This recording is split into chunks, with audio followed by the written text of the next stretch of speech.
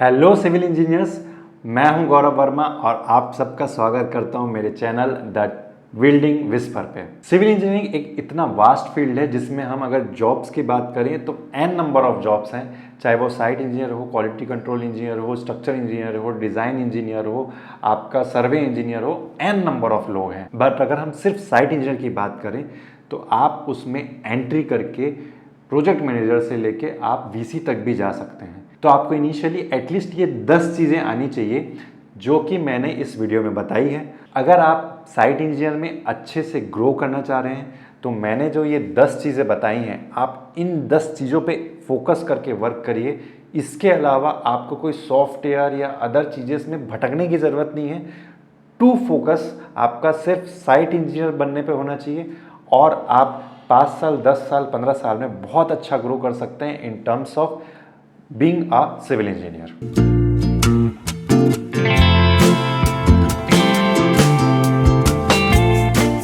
अगर मैं नंबर 10 की बात करूं तो आपको एटलीस्ट बेसिक चीज़ें आनी चाहिए। बेसिक चीज़ें क्या होती है? आपको साइट में लेवल लेना है। कल को मान के चलो आप साइट में गए, आपको मिस्त्री बोल रहे हैं कि सर हमको एक गार्डन से प्लिंथ हाइट का लेवल ट्रांसफ़र करना है, तो आपको वो खुद नहीं करना है, बट आपको वो मिस्त्री से कैसे करवाना है वो आना चाहिए।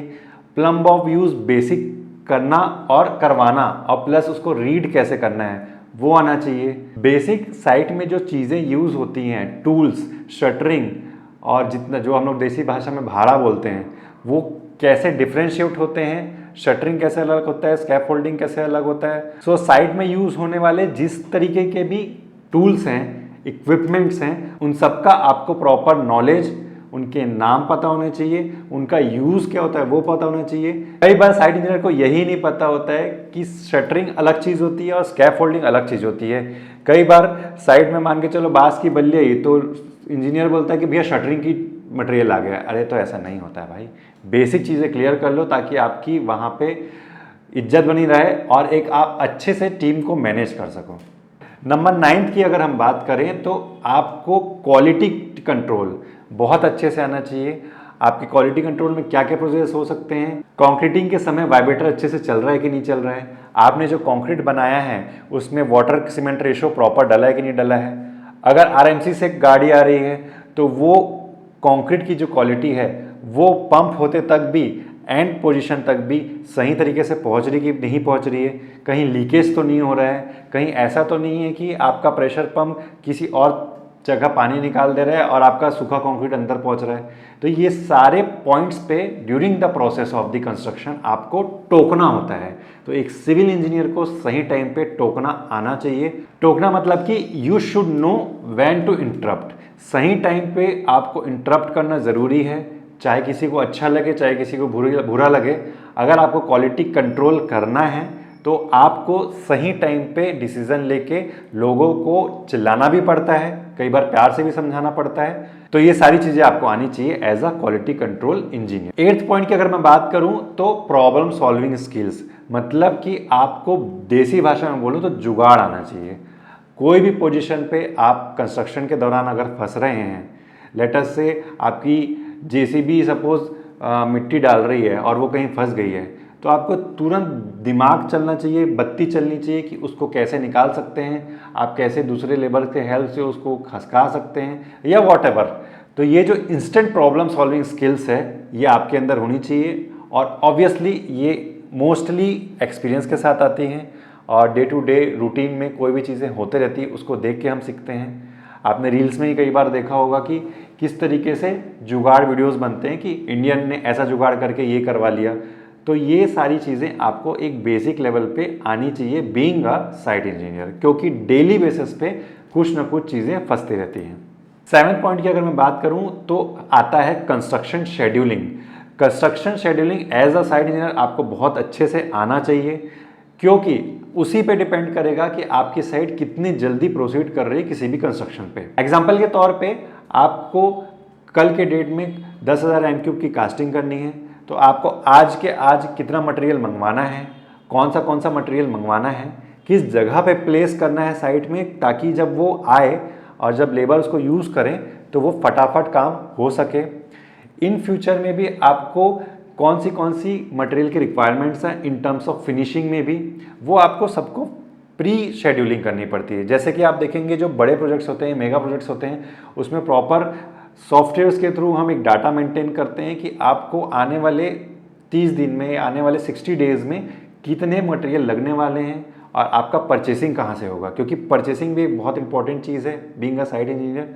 आपको वो सारा डाटा इनिशियली आपके जो भी हेड हैं, चाहे वो परचेसिंग के हो या फिर छोटे प्रोजेक्ट्स में आपका डायरेक्ट क्लाइंट होता है, तो उनको वो डाटा देना होता है और उस हिसाब से वो सारे काम प्री प्लान करके एग्जीक्यूट कराते हैं। नंबर 6 की अगर हम बात करें तो आपको बेसिक बिल्डिंग कोड्स पता होने चाहिए।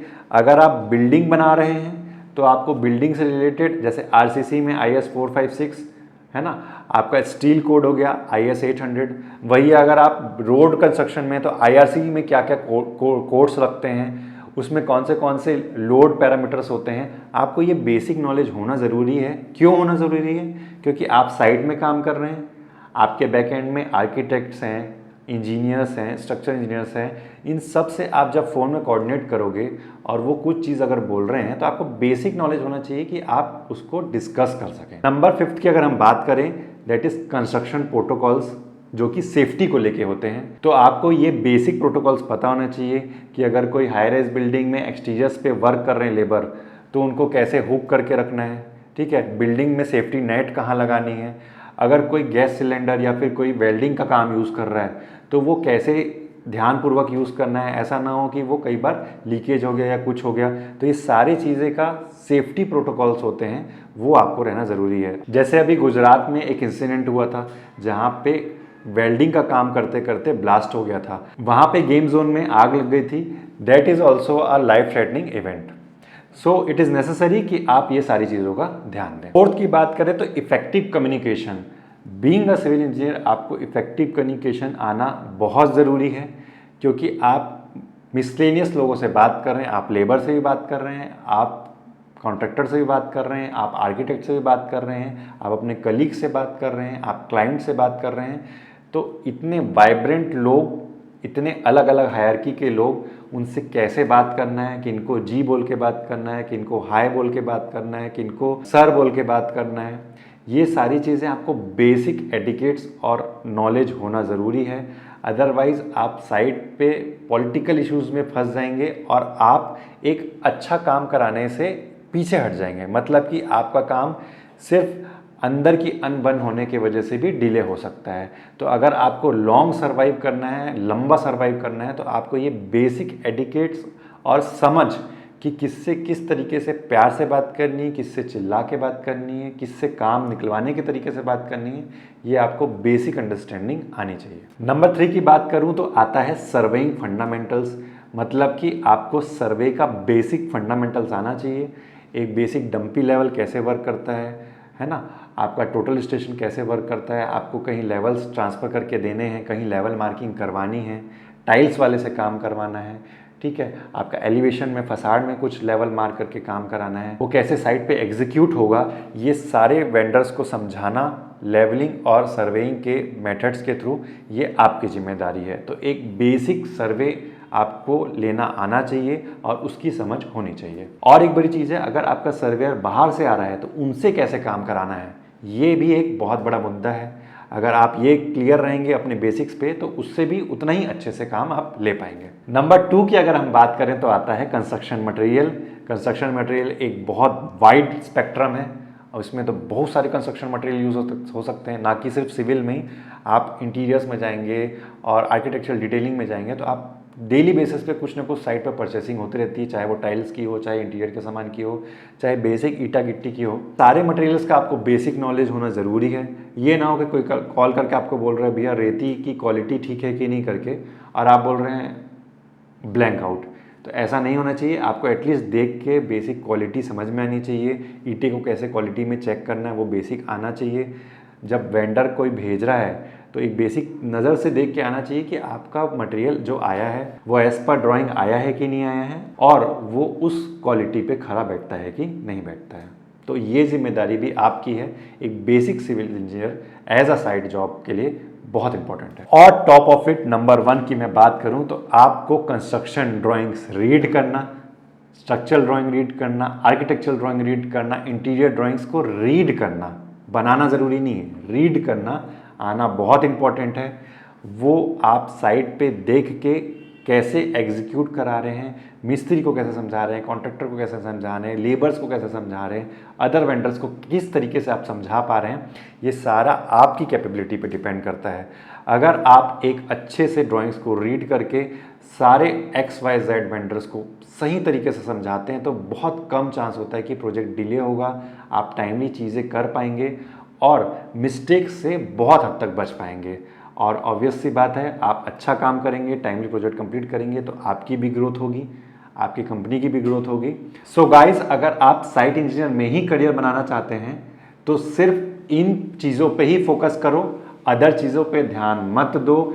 ऐसा मत करो कि बीच में जाके मैं सॉफ्टवेयर भी सीख लेता हूँ, मैं किसी कंसल्टेंट के अंदर काम भी कर लेता हूँ, ऑटोकैड भी सीख लेता हूँ। नहीं, बस साइट इंजीनियर बनना है। उसके अंदर आपको क्वालिटी कंट्रोल और जितनी भी चीज़ें मैंने बताई वो कैसे करना है वो आप देख चुके हैं।